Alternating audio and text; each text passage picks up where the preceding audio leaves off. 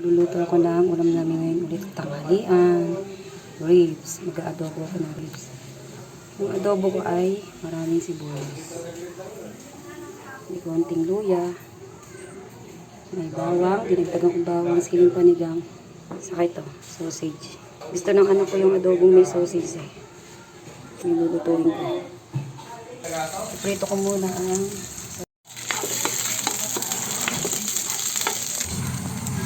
pinango ko muna yung sausage para hindi malusak. Igisa ko na daw ito buwas luya sa mantika ng mantika na may aswet.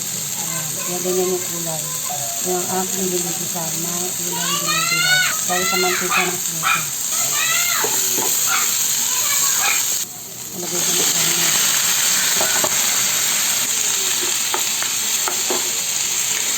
Yan ko na ng paminta. Yan ko na ng toyo. Dinagdagan ko ng tubig para kumulo. Pag kumulo siya ng kumulo na natuyo na, yan na yung kanyang pampalambot. Lagyan ko na ng suka, konting asukal. Yan, tuyot na. Malapit na maluto. Babalik ko na yung sausage. Lagay ko na yung sili. My favorite.